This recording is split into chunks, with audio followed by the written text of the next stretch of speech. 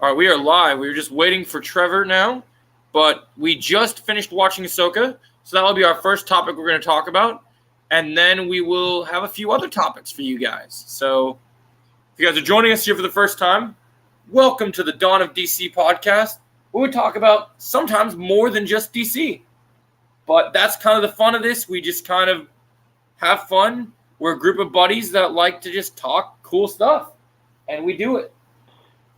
And sorry for the late start tonight, guys. We have an excuse for the late start. Hey, everyone. We're busy watching Ahsoka, so yeah. While Ahsoka is on, guys, on Tuesdays we will be starting. We'll be starting at a later time every Tuesday because we're Ahsoka. This week we had 2 episodes of Ahsoka, so it took us longer. But we will be moving forward doing it. There'll only be 1 episode that we'll have to do the next couple weeks. So depending on the run times, we'll try to start next episode. Hopefully episode 15 will come out around 9 p.m. or 9:30 at the latest next week, depending on how long the next episode. Because I think I heard episode 3 was supposed to be a shorter run time, so we'll probably be out here as soon as possible. So I think what we'll do is we'll go around the room for our first topic.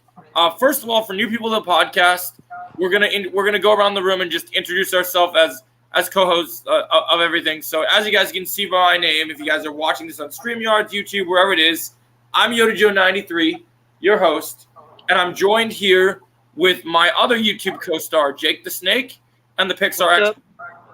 So Jake actually he covers sports news. He does video game streams. He's got quite a bit of cool stuff. Big Sonic guy, big Kingdom Hearts guy. And then you have Trevor down here, the Pixar expert. He's all about the Pixar all the time. So he does occasionally cover Marvel, other things, but he's the Pixar expert. For Marvel, I cover DC. Yep. And occasionally we'll cover Lord of the Rings content if they're so whatever works. I also cover Invincible content and much other stuff.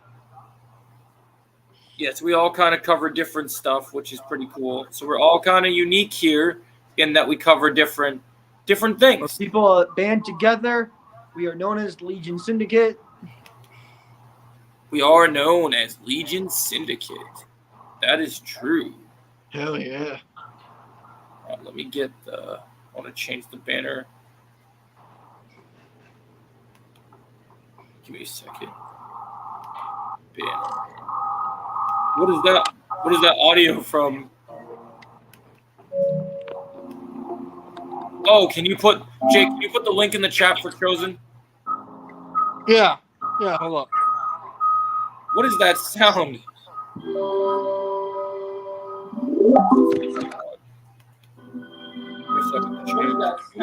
Oh, shit. Sorry. What was that? You just had your PlayStation on? Yeah, just my PlayStation. Sorry, guys. I'm just trying to adjust the banner.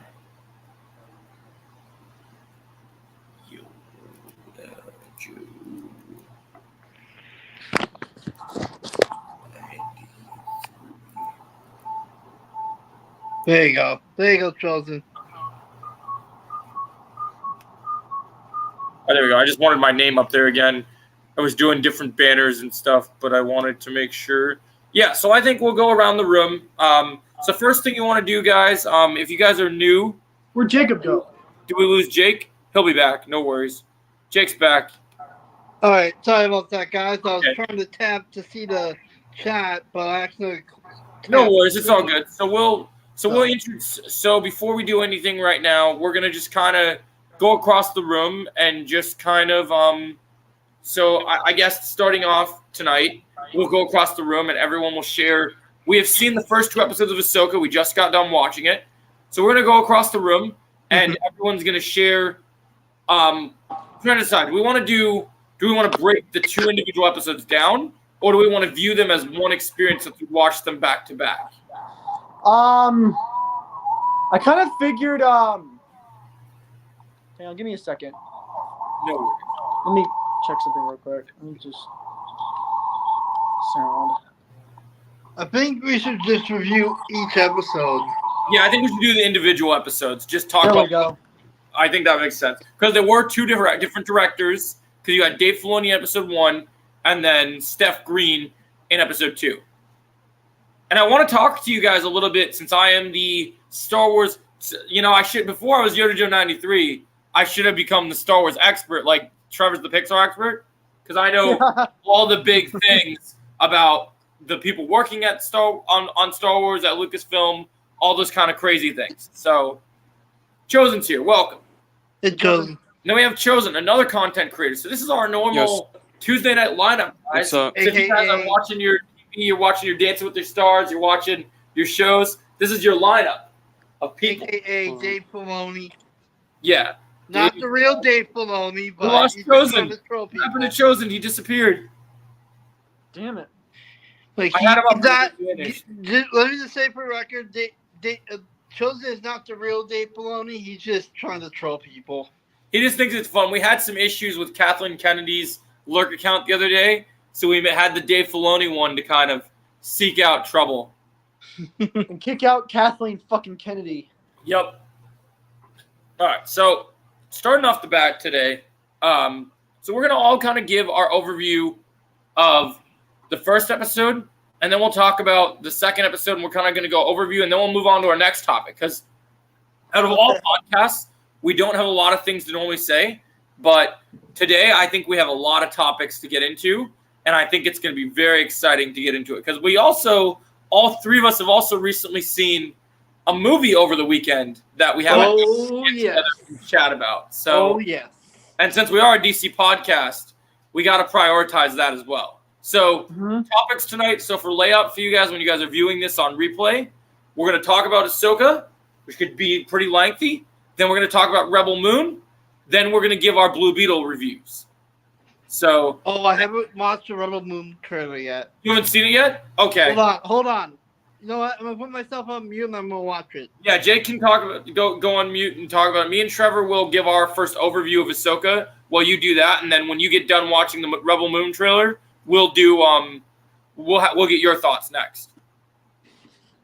So Trevor, as I guess the outsider of being more Pixar and more Disney oriented than Star Wars, do you want to give your thoughts first on episode 1? I figured I'd let you go first since you are Yoda Joe 93. Oh yeah, I am Yoda. Yeah, that's true. Okay, so I am Yoda Joe 93. So, what can I say about Dave Filoni's first episode of his own Star Wars show? Not just directing from like helping Jon Favreau like he did for Mando. This is Dave Filoni's show, and I'm gonna tell you this right off the bat, guys, because this is Star Wars. So I get to get a little nerdy. I get to get a little crazy, and this is gonna be pretty lengthy. What I will tell you guys right off the bat, and I'm sure everyone has told you the same thing, if you guys have not watched Clone Wars or Star Wars Rebels, I don't care if you guys have to watch a recap or whatever you have to do, but you have to do something so that you guys can understand these characters. Because this is, Dave Filoni wanted to make Rebels Season 5 into an animated feature at some point. But as he did his episode of Ahsoka and Mando, he realized, I can do this in live action. And, well, I would have loved, because I think Dave Filoni is a mastercraft in animation. You look at what he did with Avatar Last Airbender. You look at what he did with Clone Wars. You look at what he did with Rebels. He's absolutely crushes it, and he does an amazing job. But I think this whole thing needed to be done in live action to be justified in the way this show has a certain... Animated is great, but live action just feels so much more cinematic. And what I will say about these we'll talk about specifically not just the first 2 episodes, but in the first episode alone, this is the most cinematic Star Wars project in live action since something like Revenge of the Sith. Like I would say, like if we're just talking movies, it has that cinematic quality. Like I'm jealous for people that got to go to the Walt Disney or Disneyland premiere for this and the early screenings and get to watch this in a movie theater. Because that must have been so crazy.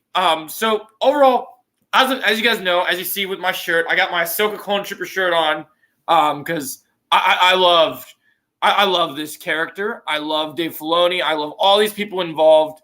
And there's only been one person at Lucasfilm that knows how to justify what Star Wars is. The last true New Hope for Star Wars, to quote A New Hope.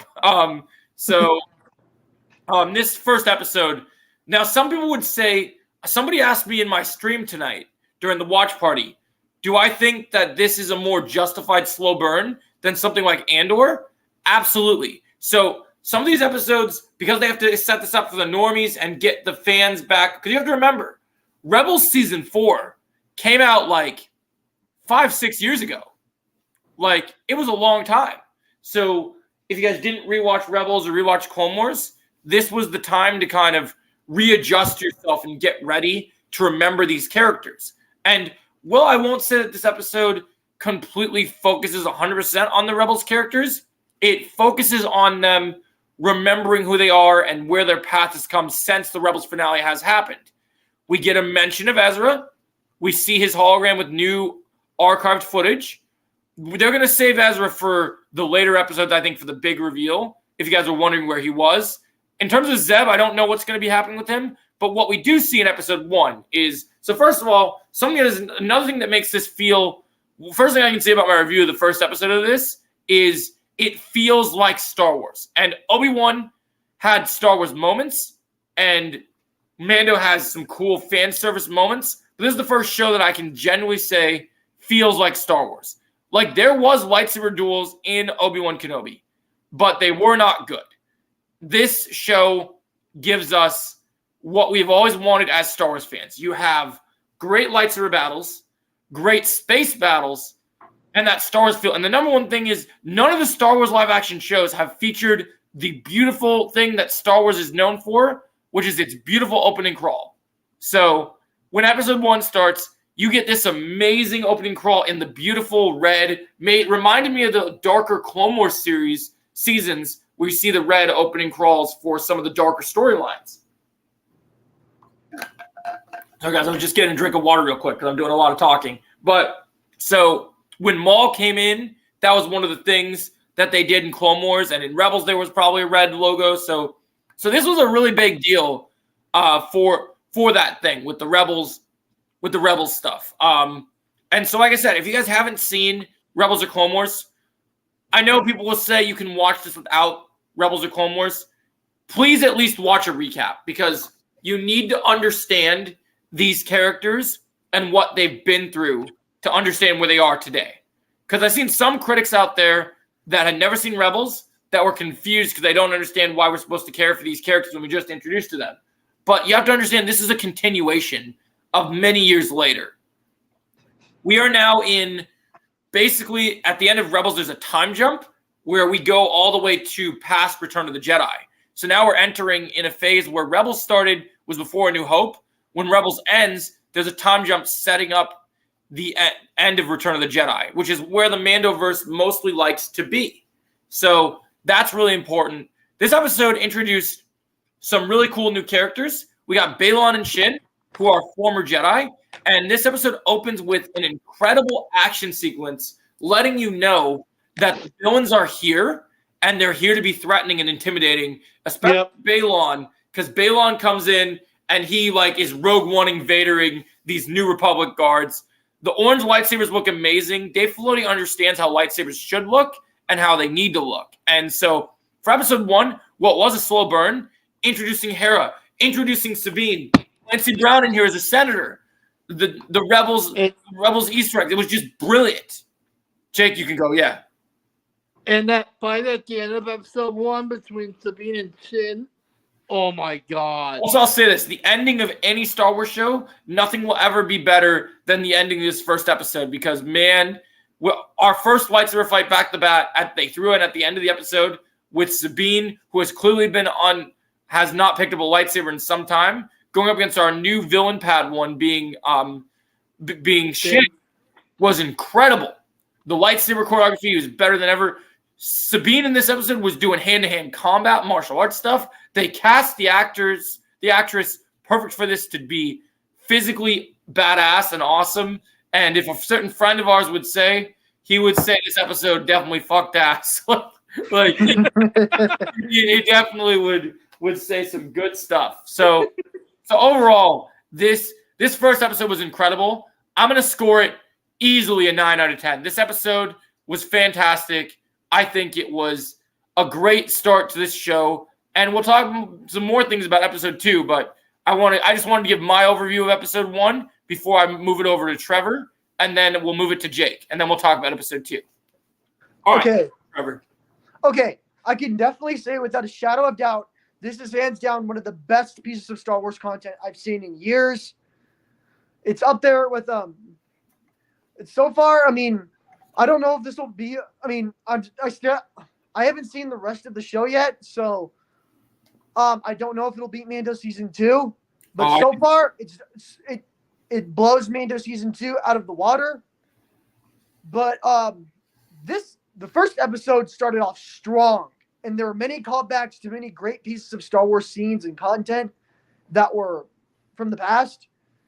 And I definitely loved how they retconned. I did love some of the retcons from Star Wars Rebels as well. I definitely think and the lightsaber choreography, perfect. Everything about it. Dude, the martial arts aspect of lightsaber duels. Dude, martial arts in Star Wars, it works perfectly. It was like, as Homelander said in The Boys, it was perfect. Perfect. Everything, down to the last minute details. I can definitely say this show so far is definitely peak Star Wars. This is Star Wars at its best. You know, if you feel like Star Wars has struggled in the past because of like the bullshit ass sequel trilogy, definitely watch Ahsoka. It's incredible. With this show, it's breathing new life into Star Wars. You know, giving us back the lightsaber duels, the music, everything about it. This is just pure, bona fide Star Wars. And Dave Filoni, he did an amazing job with this. Dave Filoni should be the one in charge of Lucasfilm, if you ask me. Like, nobody knows Star Wars better than Dave Filoni. I agree. I think one day we're definitely going to build up to that day. Hey, Betty. Welcome. Hey, Betty Jambu. Welcome to the stream podcast. Appreciate you coming here. Thank you, Betty Jambu. Yeah, so it's a great time to see you. I've seen you in a couple of our streams. So yeah, I think Trevor's just basically saying what I've been saying this entire time. Now I told everyone, I'm just gonna say to the Star Wars fans, because I've seen some people before these 2 episodes came out. I know everyone has said they've been a believer. The moment that this show was announced, the moment I knew Filoni was in charge of this, I was like, this show's gonna be amazing. Because Dave Filoni is Dave Filoni. He does what he does best. And I know a lot of people, he's only really done the one live action Star Wars show, or the one live action episode with Ahsoka in it, and then he directed the episode, the best Book of Boba Fett episode, which was great. But I think people just doubt his skills. But when you are literally, so George Lucas is like Yoda to Lucasfilm, and Dave Filoni's like Luke Skywalker. Oh, I was going to say Dave Filoni's like Qui-Gon, like learning from Yoda and learning the wisdom. Well, that works too. Yeah, so it's like it's like the Padawan master. Oh yeah, saying hello to Chosen. Yeah, that's great. So basically, when you look at it, you have these. We've seen what proper untrained morons do at Lucasfilm in their spare time. Looking at you, Kathleen, and your big. Looking at you, Kathleen, bitch. You failed the sequel trilogy. You didn't follow properly. You don't understand it, Jim Carrey. No, yeah. Yeah, none of it works. None of that was done. Hey, Jim Carrey. At all. But this is not only Brett. I've seen so many people like, oh, this could make or break Star Wars. What if Dave Filoni doesn't pull this off? And I was like, why are you saying what if? This is Dave Filoni. You should just accept that Dave's going to be not only the one to breathe new life into Star Wars, he's going to remind you why we love Star Wars. And I'll be honest with you guys, even though seeing Luke in Mandalorian Season 2 was awesome, even though seeing Ahsoka debut in Mando Season 2 was great, even though some of the cool stuff we got in Book of Boba Fett with Cad Bane showing up, all these Star Wars projects since the sequel trilogy in live action, not in animation, because the animation has still been very good for me, but in live action, I have not felt like the love of Star Wars that I felt when I watched Revenge of the Sith. We haven't felt the Star Wars magic. Yeah, Exactly. I haven't felt that magic. And Dave Filoni, it's true what they say that this is Rebels live action because it's like Rebels and Clone Wars mashed into one in just the most. And just imagine when we actually get Clone Wars flashbacks in this too, because it's like it just like makes that more elevated. First of all, one thing I want to say, and I'm going to say this in my solo review as well that I'm going to upload after I get done with all this stuff. Kevin Keisner, who did many music for Rebels, he also did the soundtrack for Peacemaker. He's got many different things. Kevin Keisner is incredible. His music in this first episode killed it with the music in the show. Incredible. I thought they did a beautiful, amazing job for this episode. So yeah, I think we're all in agreement. The first episode was great. The martial arts, the action, the setup, the world building, it all works. Setting up new characters, seeing Morgan Elsbeth, learning Morgan Elsbeth is a Night Sister was brilliant. I thought all this was really well. So we loved episode 1. I guess it's time to chat about episode 2. So All right. episode 2 picks up where we see. Oh, so the first episode was called Master and Apprentice, and then the second episode. Which is the title of me and Joe's Star Wars film that we're working on. It is, yeah, that's the one that we're working on. That's true. So, perfect. Which is, it just makes it feel even better. So then with this episode, we pick up with Sabine kind of being injured from the previous one. Ahsoka's there with her, and also it was cool that I don't know if anyone talked about this in their review for the first episode.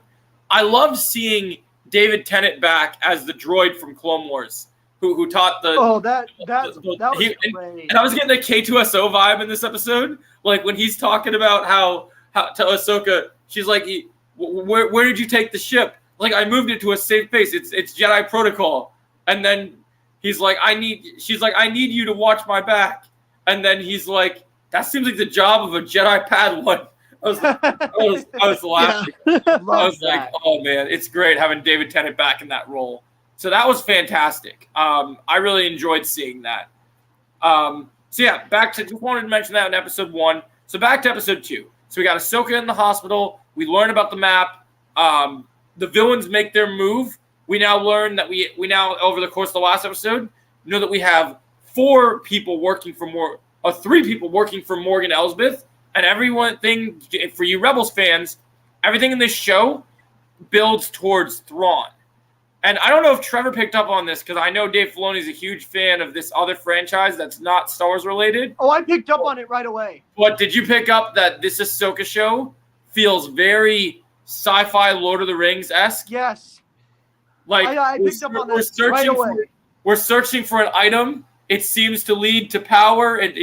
It all kind of seems to fit here. Oh yeah, I noticed some Lord of the Rings. Just wait till we get we get the callback to the end of Rebels when they show Ahsoka the White, since she's like the Gandalf of the show again, with her white cloak, because that was amazing. So episode 2, I love similar that to you threw episode that 1, in there. there's a lot of downtime and a lot of slow burn, but they have to really still establish these characters and really make you understand how great these characters are, and they remind us of that.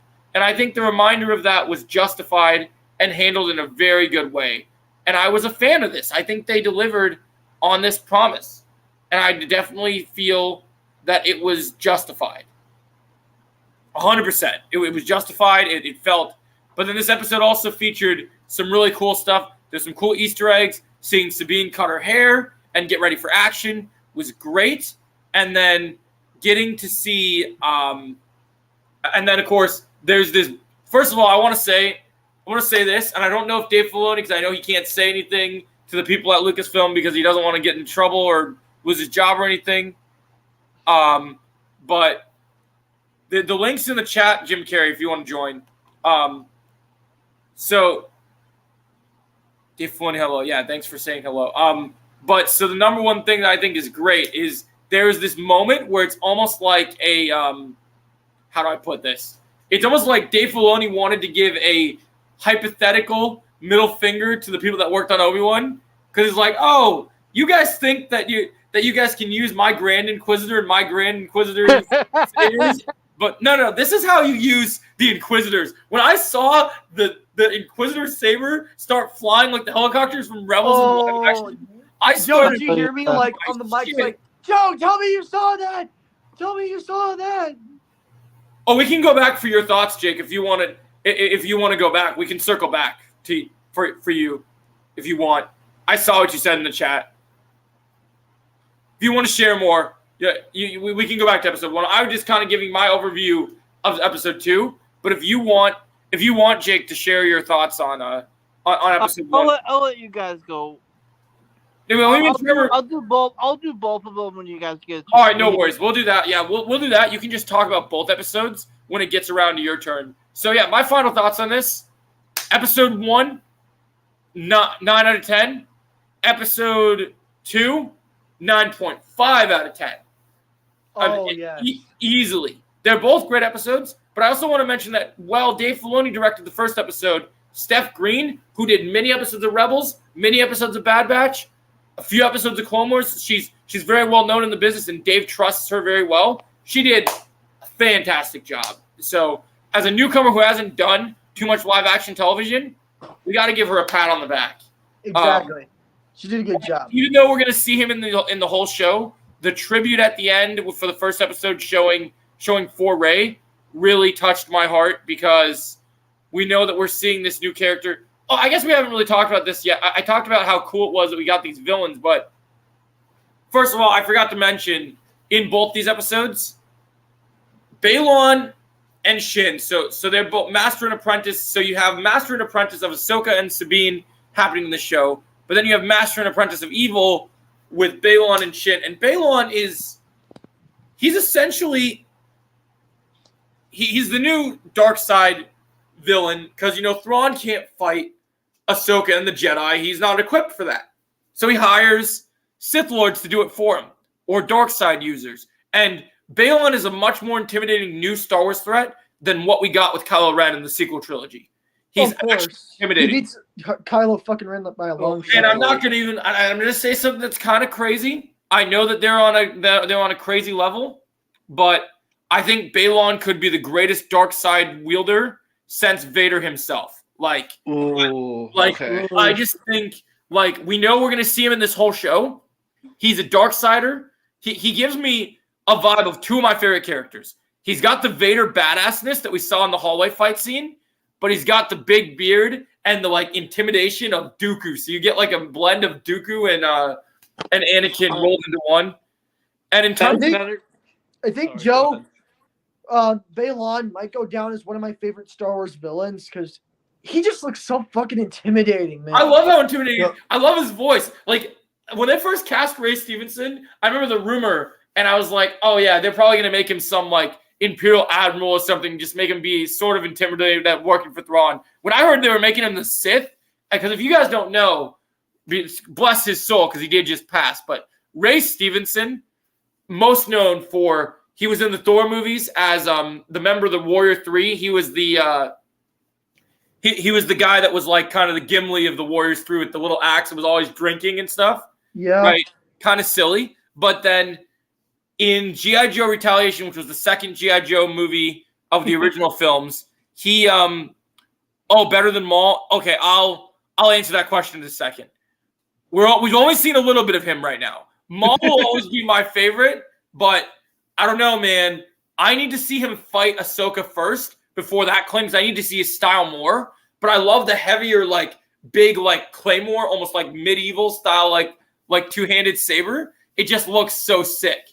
But anyway, Ray Stevenson in G.I. Joe Retaliation played a character called Firefly, who was squaring off with The Rock in that movie. And so he's got this, he's always had this intimidating thing. But one of his best roles before this role was, I praised this show over the years. You guys have to see the show on Starz called Black Sails, which was about the origins of Treasure Island, because we talked about in Pirates 4 where you had Ian McShane from John Wick played Blackbeard, right? Ray Stevenson played Blackbeard in this show, but when he played Blackbeard, he played the real, badass, intimidating, scary, historical Blackbeard. And so now he's playing basically a Sith Lord in this show. Oh, dude. I'll tell you this much, man. I haven't, wanted to, dye my facial hair into like an older color again. But if next Star Wars Celebration, I have the cloak in my closet. Next Star Wars Celebration, I'm growing my beard back out, and I'm gonna dye it. I'm gonna dye it white, and I'm going as Balon for the next Star Wars. Like, dude, I'm gonna get one of those big heavy sabers. Like, dude was incredible. Like, this dude is just this show makes me so happy. It feels like Star Wars is back. So I'm gonna let Trevor give his thoughts on episode 2. Because my final thoughts are this is amazing. Once again, I don't know who choreographed this, but they did a better job than the people that choreographed Obi-Wan. Having lightsaber fights back in Star Wars is great. And I'm going to say Trevor's iconic line right now. I know it's not Tuesday yet. I know I got to wait, but I want it, and I want it now. Episode 3, come to me, please, now. Okay. Yeah. So my thoughts on season 2. Sorry, not season. I meant episode. Sorry. No, it's season 2. It's like, dang. I was about to say my thoughts on Ahsoka episode 2. Where do I begin? Oh my God! Just when I thought the choreography on the lightsaber fight couldn't get any better than episode 1, boy, was I wrong, dude. The dual wielding lightsaber fight. Oh my God, dude! The Inquisitor lightsaber. Who would have known we would get to see that again in live action? And where the fuck was that helicopter lightsaber move in Obi-Wan Kenobi or Andor? Oh, you mean like what's the display name? Or even fucking Mandalorian. Where the fuck was that all my life? It was just on Yoda Channel 93, but the link was so bad in the Star Wars show. The link should be up in the chat for you, Jim Carrey. Literally, I have not seen a helicopter lightsaber swing like that, not since either the games or in the Clone Wars. No worries. But I'm so happy that they put that in the show. In the episode. Dude, just seeing the saber being thrown across to the ship, I was like, oh man, oh dude. And I can definitely say that the ending of the episode set up many, really laid the groundwork for the plot of the series. Oh, for sure. It really laid the groundwork out, and seeing and yes, this did that one part that Joe mentioned. It did give me Lord of the Rings vibes, because Lord of the Rings is like my favorite film trilogy, one of my favorite film trilogies of all time. So the fact that Star Wars is able to include references and Easter eggs to that just makes me feel pretty good. And like I said before, and I know Dave Filoni didn't direct it, but and the chick that directed this episode, got to give her a pat on the back. I think she did an amazing job with this. I definitely cannot wait for more episodes of Ahsoka. This is definitely peak Star Wars. It's good to have lightsaber duels back. And it just feels so wholesome to have this kind of magic that Star Wars brought to us many years ago. And it feels so wholesome to have it again. After Star Wars has been in so much trouble, especially with the likes of Kathleen Kennedy and the sequel trilogy, it just feels like, with Ahsoka, we're getting back that magic that we have lost a long time ago. Right. It's good to know that we're not going to be stuck in the time where we still have to see these nonsense things happening. I think that's what really makes this great. Because this show's not just focused on the general audience like the MCU's kind of been doing lately. And also, I saw some people, and this is one thing I'll add before Jake gets to give his turn. I saw some critics saying, oh, hold up, we got someone coming in. Oh, is this Jim Carrey? Oh, yeah, nice. Yes, it is. What's up, man? Welcome. What's up? Yeah. So Dawn of the DC is actually the name of our podcast. So this is a podcast. So we do this every Tuesday night. Normally we do this a little earlier, but we are actually doing it now because we just finished the first 2 episodes of Ahsoka. But yeah, what I was gonna say was I was reading through the reviews before today, and I saw some people, and I'm not gonna lie, Jake. You know how when you're on YouTube and you watch a lot of channels? I unsubscribed to 10 people today because I saw the early reviews and I was like, you guys are you're stupid. Like you guys are absolutely stupid. Like there's a person I used to like watching a lot, who worked at Collider and did a lot of the Star Wars content with Christian Harloff and even John Campea back in the day, right? Oh God. But I watched 3 minutes of Perry Nimroff's review, and I will tell you this much: I know she does a lot of the ads for like before the like movies and stuff, like you see when you go to the theater. I will never watch another Perry Nimroff video. When I saw the first 5 minutes of her review was basically like, oh, I don't know how the general audience is gonna react to if they can handle like all this stuff about Rebels, and like I've watched Rebels, but like it's so confusing, and I'm like, no, I'm not watching you anymore. No. The fact that you said that is ridiculous. Oh, hearing that just gets under my skin. Well, that's what makes me upset. Is like I was reading the reviews and I saw some people were attacking me too because I commented on there. This is the first negative review I saw, and then somebody was like, "Oh, you should look harder." I'm like, Rotten Tomatoes is in the 80s right now, so I don't know what you're talking about. And they were just being the one negative people. Some of the people I saw were just being the worst, like nitpicky people that just can't understand enjoyment. Yeah. If it bit them in the face, like, Yeah. oh, that's cool. Is that a book you got? Yeah. That's sick. Yeah, so it's like, so to me, I just thought that like when I was looking through it, I was being very selective of whose reviews I was looking into because I just was like, I wasn't going to let their opinions be my opinions. Oh, well, nice. The tomato meter went up too. Now it's at 86. Where the fuck did that person get the All right. Tomato meter is at 86 for critics, but for audience, it's 92. So that's good. Okay. I seriously don't know where the fuck I seriously don't know where the fuck that reviewer got the gall to even mention like I don't know how this will appeal to the general audience. And also, Jake, I'm gonna say something. I don't know who those people were that got to go to that early screening that said those things. But whoever said, "Oh, there's these things that Disney interjected to make it feel like," I didn't see anything that felt forced or was interjected. Like me either. Like whoever that person that said that we were all worried. Remember we watched those early reviews that on Star Wars Theories video, and he's like. And he's like, well, there's these things that Disney does where they interject it just because it's Disney. And I'm like, there wasn't any of that. I don't know what they were talking about. Like, I seriously don't. This felt literally like it had old school Star Wars vibe. It had new school Star Wars vibes in a good positive light. It has, like, once again, I can't praise Kevin Costner again. It feels like at times he's got the homage to John Williams. I'll say this.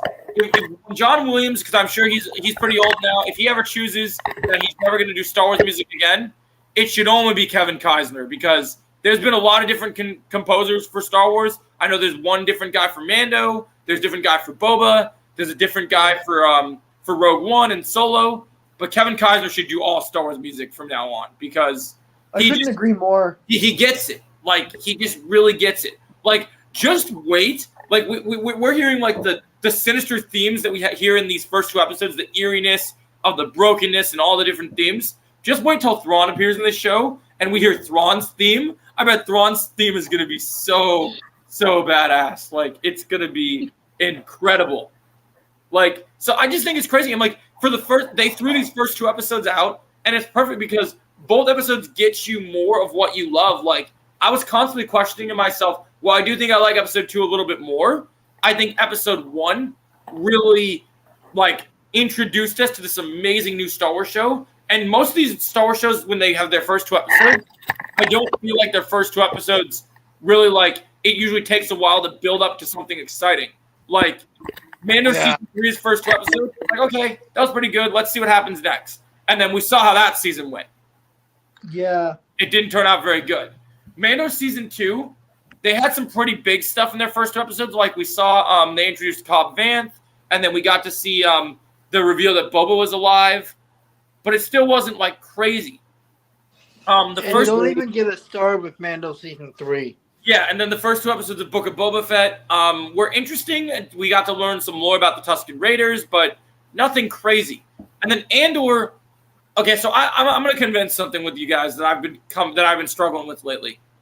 Andor Okay. started off slow for me. So the more I think about Andor, I see Andor has like 90 something on Rotten Tomatoes, and I think Andor has a great set of actors. It's got some great things in it. But as a Star Wars show, I'll be honest, I was underwhelmed with that show because Yeah, I had a hard time like following through with a lot of what was going on. I just It feel was like going way too slow. the politics in the show just like I saw people saying that they're like, oh, Ahsoka's too slow in the beginning. I'm like, no, it's not. I don't know what you're talking about. Slow burn. Like in terms of slow burn, this was perfectly done. Where Andor was a little too slow for me. Andor was way too slow. And like for a show about Espionage and spy, you would think the pacing would be a lot better for what we were getting. I agree. Like for me, the only thing I really remember from Andor is that first episode was really good. Was the first episode with the really big fight scene, and then the prison arc with Andy Serkis. So like I feel like when you think memories and you think about what makes a Star Wars show, and I saw some people saying that what made Andor great was it didn't feel like a Star Wars show, but it's still really good acting and really good stuff. And I enjoy it for what it is. But I think these Star Wars shows, these episodes are an example of sometimes it's okay for Star Wars to just be Star Wars. It shouldn't have to change. It shouldn't have to evolve or be different. Exactly. Just be Star Wars and just be good Star Wars entertainment, and you'll deliver with your fans. So, all right, I think it's time for Jake to talk about his main thoughts for the first 2 episodes now, since he's got to say that. And then I think we're ready to move on to our next big topic. All which right. Jake's got a fresh reaction for. I'm excited to hear his thoughts. Go ahead, All Jake. right. Episode 1, I really, really loved. There was a awesome action scene that I really, really loved in the episode where Ahsoka has to fight a few droids.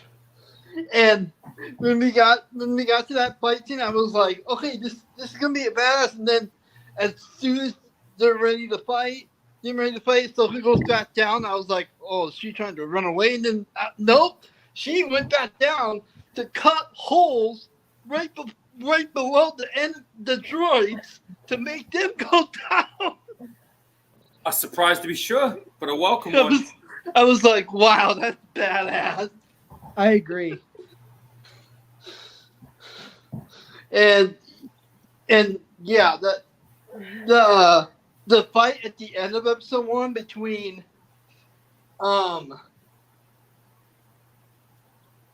Shin and Sabine was badass. I love that fight so much. As for episode 2, I really liked episode 2 a lot. Oh yeah, for sure. As for reviews, I'm gonna give episode 1 a 9 out of 10. Episode 2, probably 9.5. It's the same as you. Yep, those are good scores. All right, so yeah, so guys, we're patiently waiting for next week. We're gonna be doing the same thing. So this will be the new format for Tuesdays. We're gonna be watching this and talking about Ahsoka in the next episode as well. The coming Tuesdays. Yep. So every Tuesday, this will be our main format. But now there's another thing that happened today that we got to discuss, which is so last night when I was playing Battlefront, which me and Jake might still do after we get done with this this podcast if he's up for it. I didn't because I'm itching to get some lightsaber action. Hey Berserk, how we doing, Andy? I don't know about you, Jake, but that was what my first thoughts were. Yeah. But Andy, have you seen Ahsoka yet? I'm waiting to see what he says. But I have to convince something I said last night that I'm actually shocked about. Yeah. So last night when we were streaming, we were talking about the Snyder Brats and all the nonsense and stuff. God, here we go again with the Snyder Brats. I said that I wanted I said that I wanted Rebel Moon to flop because the Zack Snyder fans, I want to see them lose. But I agree. But now that I mentioned, unfortunately, no. Watch it tomorrow as soon as you wake up, Andy, because we're going to be talking about it tomorrow a lot, even more. This is going to be the first time in a Star Wars show where I think I'm going to do an Ahsoka video maybe like every day this week leading up to episode 2. Because Like a breakdown. because this is the type of I think tonight I'll film my reviews / reaction to the first 2 episodes, and then I'll do and then tomorrow I'll do like a full like analysis breakdown like with the characters, all the little Easter eggs, and then in the coming days I'll do like little theory videos about where things go from here for episode 3.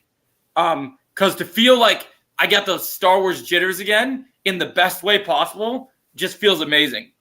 Like, so I'm going to be doing some Ahsoka content pretty much every day for you guys. So don't worry about that. That's coming your way. And so, but yes, we're talking about, so last night we were streaming and I was saying, like, I think Rebel Moon needs to flop because I want to see the Snyder fans suffer.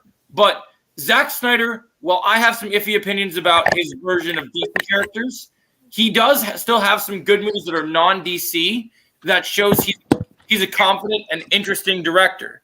I still enjoyed I think was it the Dawn of the Dawn of the Dead. Yeah, Dawn of the Dead. Yeah, his Army of the Dead. Army of the Dead. His zombie heist movie Army was of the Dead. quite fun. I love that movie. I thought it was a ton of fun. It was much better than his other Snyder DC stuff that he did. So I really enjoyed his. Well, yeah. Whenever he does things that's not DC, I definitely like. Like Army of the Dead quite a bit. Andy, it's pretty good. But so I was kind of like, but I forget, I shouldn't be counting out this director because the fans, for all we know, the fans only care about Zack Snyder when he makes the DC Snyder stuff. So Exactly. So they're probably not even going to care about his new projects. So for me, what I will say is, so Only I when it watched. comes to like Zack Snyder and Henry Cavill, Yep. like I still watch all their stuff. Yeah, I still like all their work for the majority of the point. I have some issues. I'm going to be releasing later tonight I ranked all the DC Extended Universe movies, which we'll be getting to in our later half when we cover Blue Beetle in a little bit as well, because that's our next topic. Because we're going to do Blue Beetle, and then we're going to also talk about each of our individual DCEU rankings. Zack Snyder is a god. They do, Andy. They do. I will say this, Andy. I will say this. If you guys haven't checked out my reaction to Rebel Moon yet on YouTube, check out my reaction I posted because it's pretty great. So I was watching this trailer just because, it's a new trailer. I'm going to watch it. I'm going to give it a shot. Jake just watched the trailer. My thoughts on Rebel Moon. Wow. Zack Snyder might have something on his hands here that could make us completely forget about all the DC nonsense stuff he has done. Because he's not like all you morons in the chat that are Snyder fans that are bagging Restore the Snyderverse. Fuck that, man. What's that? I'm ready for the Fuck Rebel yeah. Moon trilogy, baby. move Let's on. go. Like, I'll tell you this. I heard that Zack Snyder was inspired by Star Wars, and I was nervous because I was like, okay, well, we know he liked DC and he tried to write his own stories with DC, so I don't want him doing anything bad with any ideas that are kind of like Star Wars, But from the moment this trailer plays, you got Anthony Hopkins voiceover. You got this film has a stacked cast. Like, you got so many great people in it. And then there's a moment in the trailer where I don't know what he's going to call them. I'm assuming he won't call them lightsabers because he probably can't by copyright standards. But basically, because this is inspired by Star Wars, Riddick, Warhammer 40K, whatever you want to call it, all his influences. Well, let's just say there's some characters in this movie, in this trailer, that have basically lightsabers, guys. You see, like, I did not expect when I was watching this trailer. Like, I knew he'd take influence from like certain sci-fi franchises when he made this movie. So like I expected like, there'll be some cool blaster scenes. There'll be some cool like space battles and stuff. I did not expect him to have like freaking samurai lightsabers. Like, Yeah. that'd be sick, Andy. I think we all would like to see that, especially if Keanu Reeves plays him. But so So for me, Rebel Moon, I'm here for it, man. And I'm going to tell you this once, Trevor. I know it's probably going to come out in December and it's going to be cold and stuff. I would watch that movie out on the projector for sure. Oh, yeah. That Without a I doubt. have a feeling I wouldn't have a problem doing it. Maybe not outside, but like definitely on the projector. Yeah, we got to do it. We got to do a The get together for fact- that movie. The fact We got to do a get together for that movie. Yeah. The fact that they're splitting this movie into 2 parts is crazy. Yeah, man, it is insane. I'm excited. And the fact that you have to wait till 2024 for part 2. But the good news is since the movie drops in December and part 2 comes out in April, you won't have to wait that long. So that's good. So that'll be great. I'm looking forward to that. But just from the first trailer, I love it, man. I'm here for it. Rebel Moon looks great. The action looks incredible. And I've said that in Zack Snyder's previous DC movies. I'm not a fan of how he shoots action.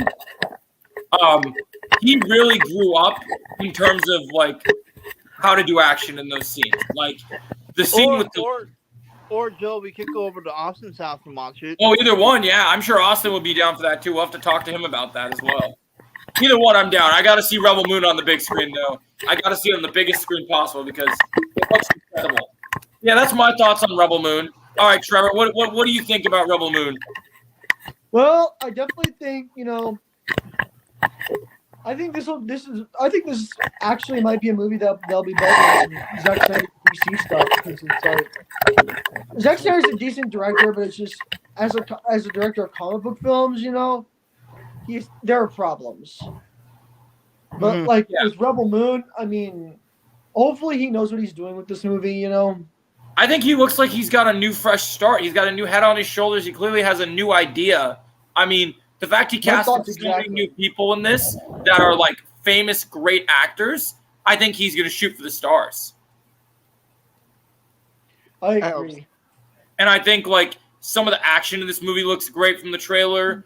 The lightsaber-esque thing where you got like the red lightsabers, the blue things they have looks so cool. The weaponry looks awesome in this movie.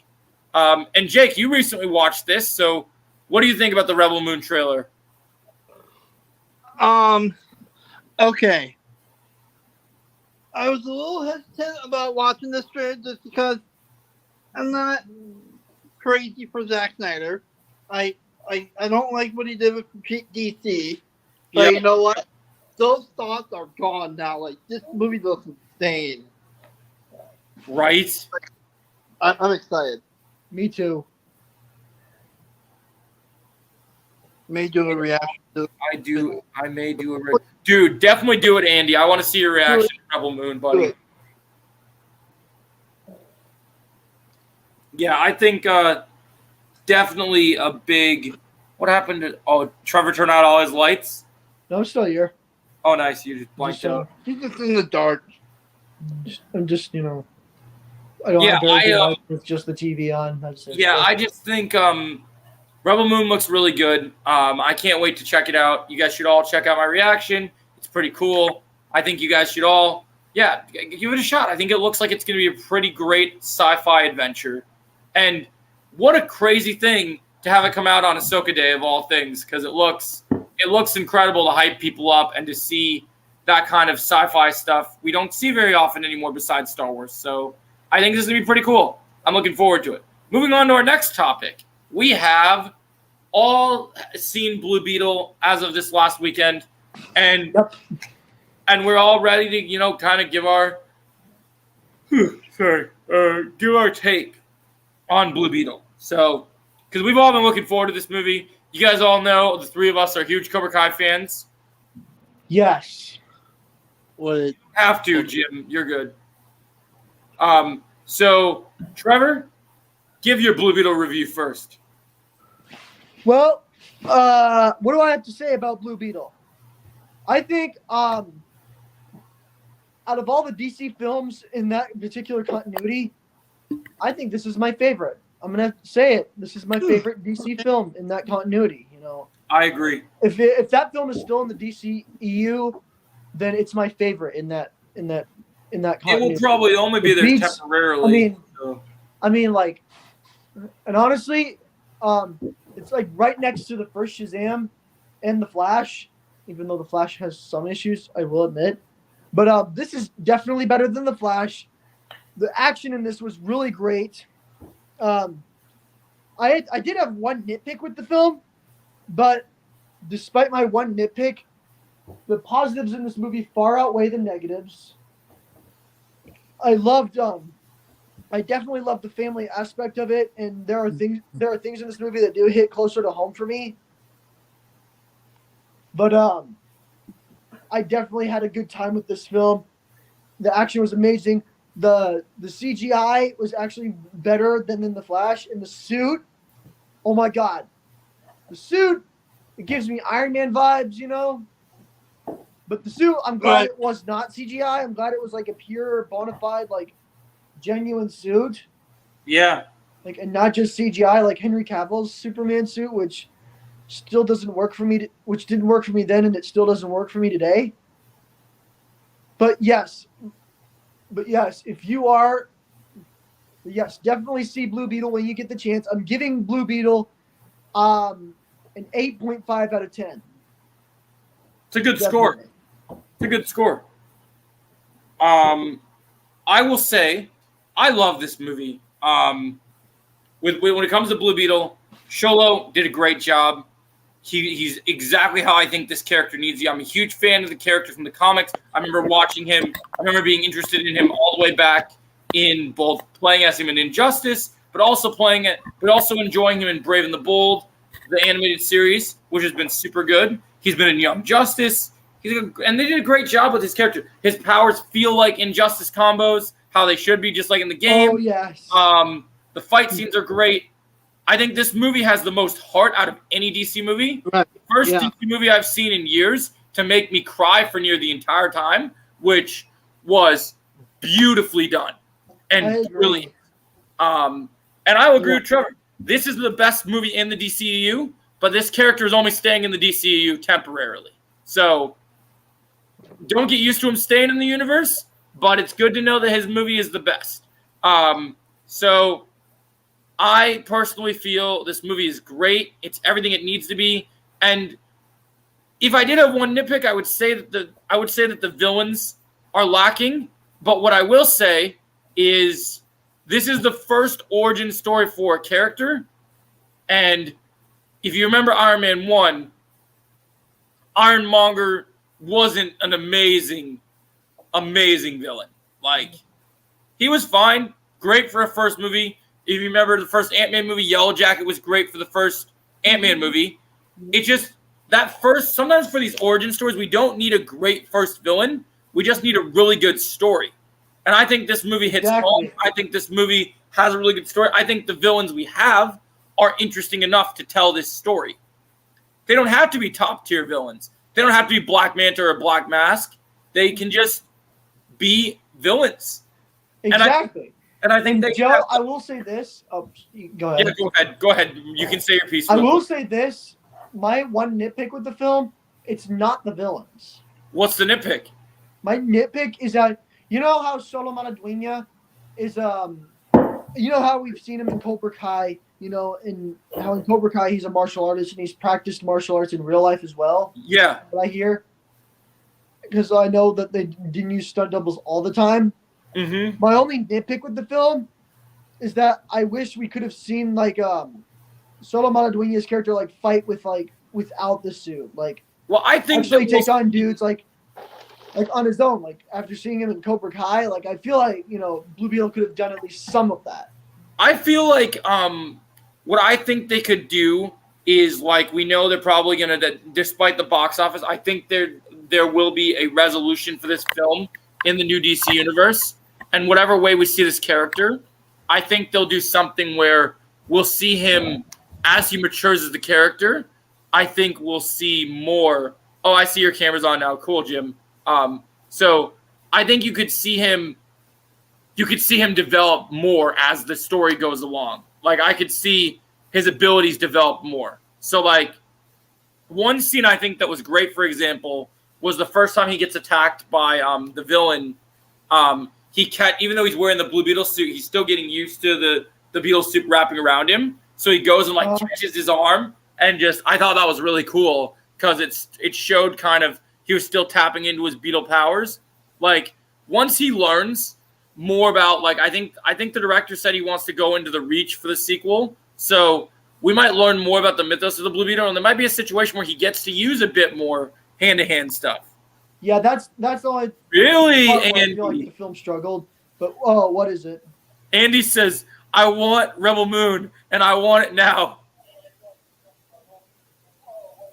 I came back from seeing the Rebel Moon trailer. Oh, yeah, dude. It's great.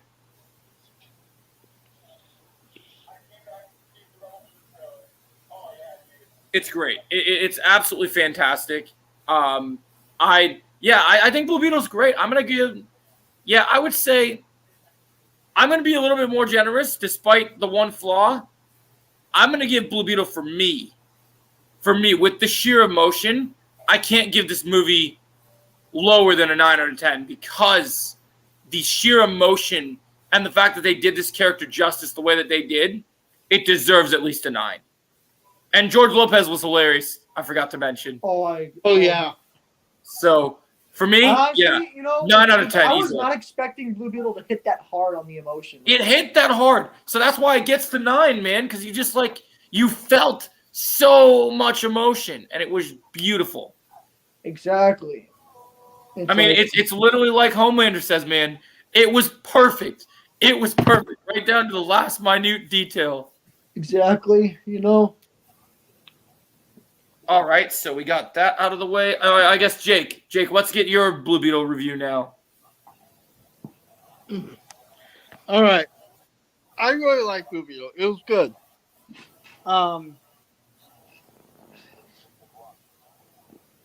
Yeah, the only issue that the mid-credit scene was nothing we didn't really expect. Like I kind of expected what the mid-credit scene would be. What the credit scenes would be, and that's exactly what the credit scene ended up being. But other than that, I thought it was pretty good. I think that's fine, though, because the mid-credit scene ended up being what we wanted it to be, which is that we get to see a certain character that we've all been waiting to see. Yep. So I personally don't feel that that's an issue. Yeah, but I'm just saying I would have liked to actually be a little more surprised. But I'm just I saying. agree. Surprised for end credit scenes. Sometimes it happens, sometimes it doesn't. But I get it. That's very fair. All right, let's see. Is there any other? Do we have any other topics before we wrap up? I'm trying to think. So yeah, we covered. I still haven't watched the newest My Adventures with Superman. I'm going to do that tomorrow, Trevor. Yeah, I haven't watched it either. I'll watch it tomorrow, and we'll give our take on it. Trying to think. Any other topics? I did watch Harley Quinn. I thought Harley Quinn was pretty funny. As it's meant to be. It's a comedy. Yeah, I enjoyed it. I enjoyed for what it was, for sure. But yeah, I think the biggest highlight was Rebel Moon, guys. And of course, we got to see amazing. And of course, talking about Ahsoka, we're gonna have so much fun with this show, guys. It just feels amazing to have.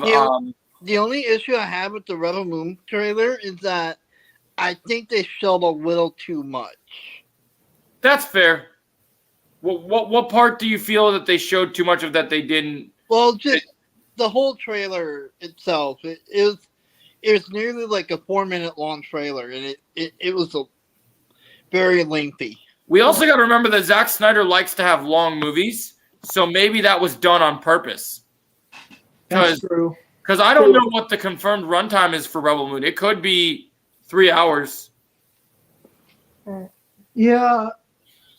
And I would not be surprised if it was like close to if it was 3 hours or close to like 3 hour length, like It's 2 cool hours. that we're getting It's cool that we're gonna get a video game around after part 2-ish stuff. I'll tell you this though, if the movie's like if the movie's below 2 hours and 50 or 49 minutes, if the movie's below 2 hours and 40 minutes, I will be surprised. Oh, welcome back, Chosen.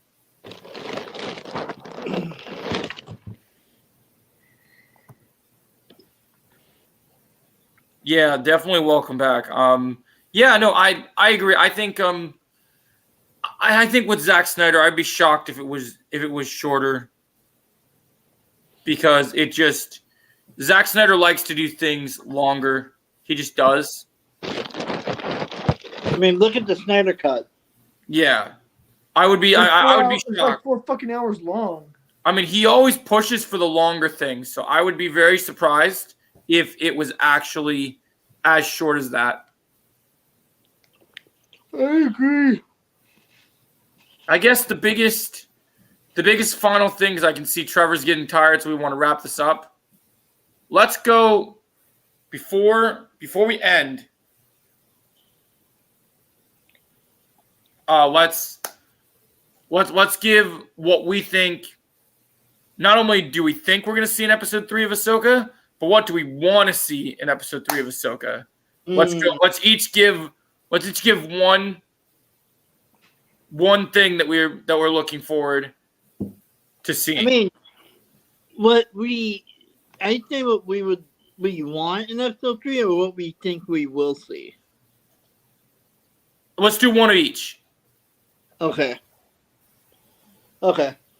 Because sometimes what we want to see and what we will see are two very different things. Yep.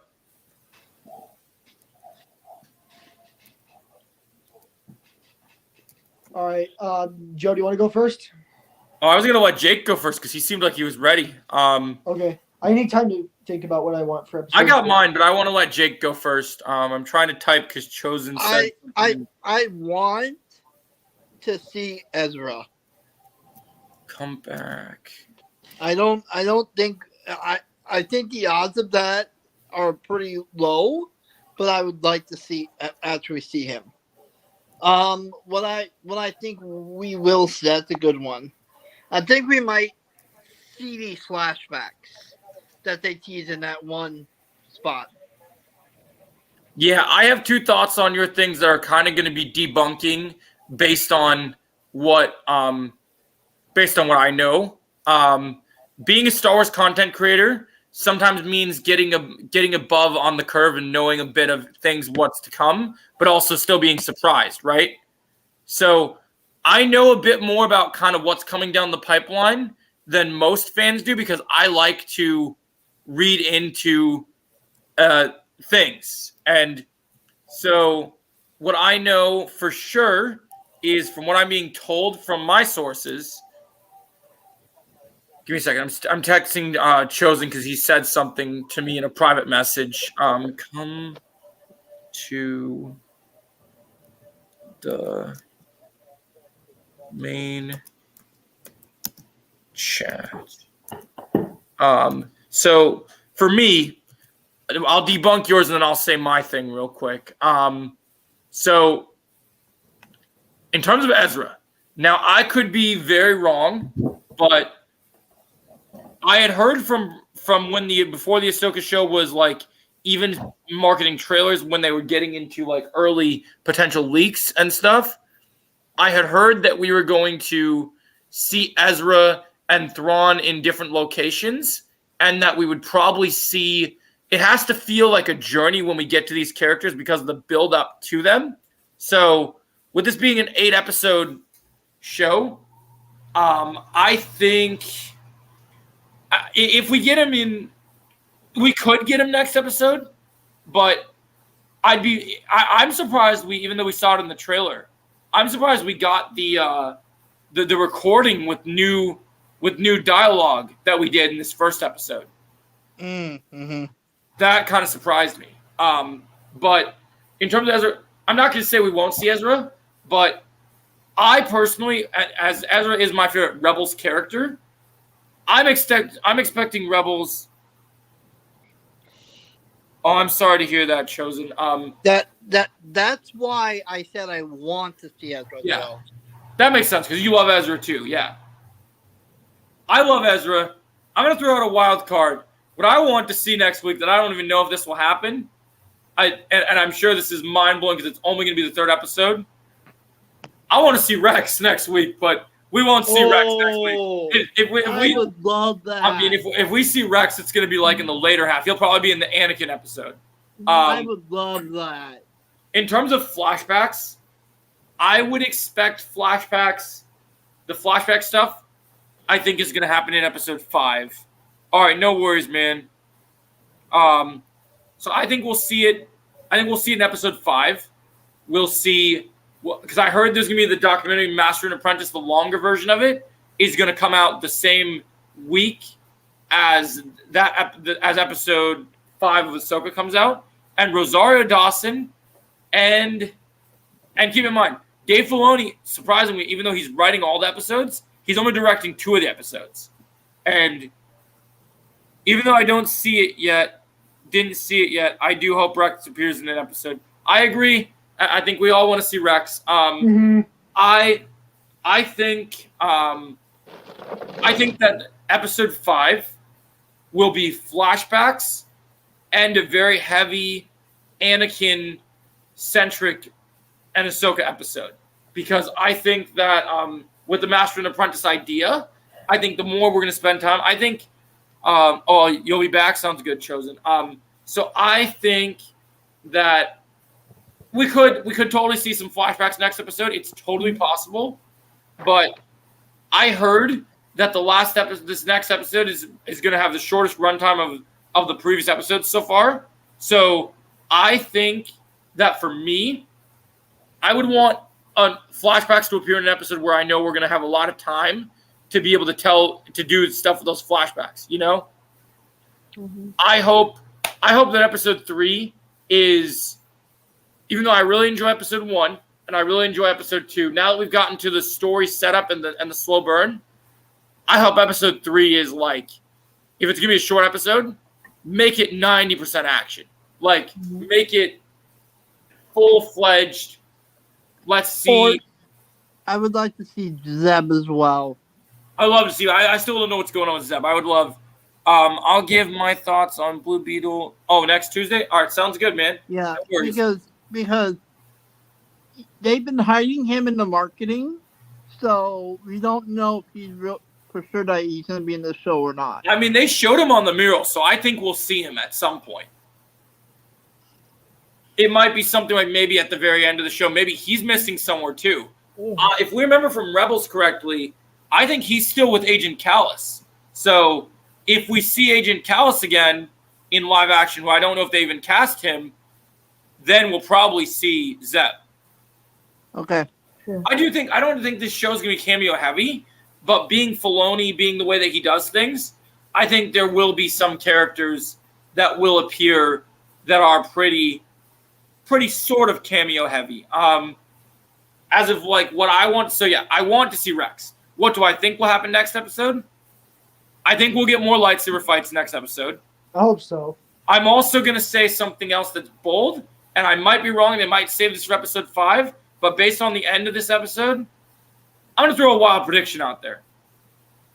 I think we're going to see Baylan versus Ahsoka in front of the map next episode. Oh. Because he was there in that area. It just kind of seemed like they were setting that up, you know? Okay. Another thing, because we know they were both going the same direction, I think we're also going to see there might even be up to three technical lightsaber duels next episode, because I think that, did you notice in the trailer and in this episode, the place where Baylan is in the same forest that we see Sabine have her second showdown with Shin in the trailer. Mm-hmm. So I think next week we're going to see Sabine in her Mandalorian armor facing off against Shin, but at the same time as she's facing off against Shin in the forest, you're going to see a few meters away from her living that full Master and Apprentice showdown. You're going to have Ahsoka taking on Marok as well. Again. I'm still wondering if there's going to be a mystery behind Marok too, because he showed up out of nowhere with just his mask, and I'm just wondering if there's going to be a surprise reveal under that face. hopefully Ahsoka does the Vader and just slashes it off, and we see the big reveal. Because I would love to see that. Cool. But yeah, I definitely think that we're going to see a lot more lightsaber fights next episode. I think we're going to see rematches. It's going to be cool to see Sabine fight in her armor, and hopefully, because I saw in the training sequences for Ahsoka when they were getting the actors and actresses ready for the show, you can see the actress who plays Sabine was wielding a katana to represent her lightsaber, and then she was wielding a gun to represent her blaster. So I think she's going to have similar to Jedi Survivor. I think she'll have a blaster lightsaber stance eventually in the show. Like being Mandalorian, it just seems like it's only a matter of time before we see her dual wield both. So I feel like that's going to come, which will be cool. I'm curious to see, because we saw how powerful she was in this last episode, I'm curious to see how she does in this first in this second duel with her, because it seems like we still don't really know, like, as an apprentice, what Ahsoka was trying to teach Sabine. Like is Sabine force sensitive? Is it just that, you know, her Mandalorian roots that she felt like she wanted to help her find Ezra, and that's kind of all their training is? Like, it just kind of depends what we're getting, you know? So, to me, I'm curious to see where this will lead. Like, will this fight go better for her than the last one? Or will this one go slightly worse but without getting stabbed again? Because having her Mandalorian armor on this time, I think that means she won't get stabbed this time, which is nice. So, but I still think that it will be a bit crazy. Oh, you want to talk, Jim? Okay. All right. So my thoughts on like Ahsoka. As soon as I saw the trailer, when I saw like Rebels for the first time, Yeah. when I see that, I would say that there should be like 90% actors, like you said, but there should be like a little bit of more flashbacks of like Oh, yeah. Rebels, like more Rebels scenes in Ahsoka. And plus, we haven't seen mostly of more Ahsoka, mostly in more action since Mandalorian and Clone Wars, and mostly all of that. Because I saw the trailer and it was fantastic, but I haven't seen Ahsoka season 1 yet. I haven't seen it yet. Yes, it is. I'll watch it. Yeah, I'm trying to watch it eventually. Yeah, it's great. You gotta watch it. First two episodes are great. Yeah, I'm eventually gonna watch it. But I would say, as soon as I saw the trailer, I'll give it a 9.5 because that was a good trailer. Definitely. To watch. Oh, it definitely would. You're not wrong. Yeah.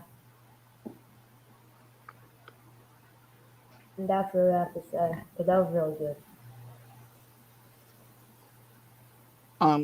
Hey Trevor, you still there over there? You fall I'm still here. asleep? Oh, I'm still okay. here. Still there. Okay. Yeah. All right. So, what do you want to see in episode 3, and what do you think will be in episode 3? Well, one of the things I want, but I don't think will be in episode 3, is maybe the appearance of Anakin, because I know Hayden Christensen is set to return as Anakin. I don't think that's going to happen, but I'm hoping it does. I'm hoping. Yeah, I think. Yeah, go ahead. I mean, like, because it's Anakin played such a vital role in like Ahsoka's storyline. I feel like, you know, maybe with him as a flashback, or maybe him and his Vader tier. Either way, I'd like to see Anakin return in Ahsoka in some way, shape, or form in episode 3. I don't think it'll happen, but I'm hoping it does. Okay. And what do you think will be in episode 3? Well, let's see. How do I do know that Ahsoka is going to train Sabine. That's what I know will be in episode 3. She's going to start training Sabine. Okay. Yep. Yeah. I'm also willing to bet that the Sith are going to start enacting, like, setting their plan in motion. Yep. Yeah, that's what I'm Those are my episode 3 predictions. That's good predictions. I think so we all want to see Anakin. You know, no one wants. I mean, I got Darth Vader tattooed on my arm. You guys know if anyone wants to see Anakin more than anyone, it's me. I mean, so based on what I'm assuming based on where the story's going, I'm gonna say that everything with Anakin is gonna happen in at least episode 5 because Rosaria said it's her favorite episode. Dave Filoni's directing episode 5 again and writing. It just made sense. But there could be some other Anakin teases, like we got in this episode with references along the way. Don't get me wrong. If we get Anakin flashbacks next week, I will be losing my mind and freaking out. But to temper expectations, to not get disappointed or lose anticipations, just like Zendaya from the MCU, I tend to set my expectations low so I don't become disappointed. So don't set yourself up for disappointment, and you won't be disappointed. Yeah, because if I go every week, oh, is Anakin gonna come out this week? No, it's not here. Anakin's gonna do it because I did that with She-Hulk. I kept waiting. Oh man, here we go. We got Daredevil. Okay. Oh, don't even get me started on that. Yeah. So it's it just to me, I feel like okay. I actually think we're gonna get another. Yeah, I agree, Chosen. I think we'll get another name drop. I think there'll be something when Sabine and Ahsoka are training, where Sabine will say something, and then Ahsoka will say, "You actually remind me of something that Anakin once said or did to me," and that there'll be something like that. I agree with you, Chosen. Joe. Yeah. This has nothing to do with DC, but I'm really excited about it. So Gamescom is today. Yeah. Was today, and a trailer came out for Sonic Superstars, and a release date was confirmed for it. Really? Coming out in October, I believe. Well, you got something to save up money for now. Hold up. Let me look back at the trailer. I think. Hold on, Tommy. I think it was October. I'm pretty sure. I'm not positive on that. Sonic Superstars.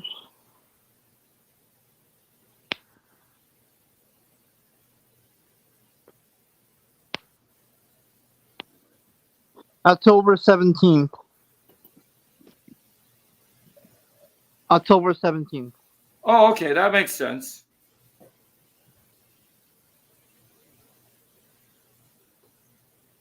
That makes sense. So October 17th. Okay. So that's a pretty good release date. Or, yeah. That's a good release date. All right. Well, I know Trevor is probably very sleepy. It's 11:30. I think we're gonna wrap up here. There may be some other streams going on, but thanks for coming in, guys. Appreciate you guys being here. Thank you guys for coming in. Hope you guys enjoyed. Be sure to like, comment, share, and subscribe, and we'll see you all on the next episode. Yep. Are you getting online again, Jake? I think he left. Oh, he left. No worries. I'll talk to him again. All right. See you tomorrow, Trevor. Oh, All right. Later.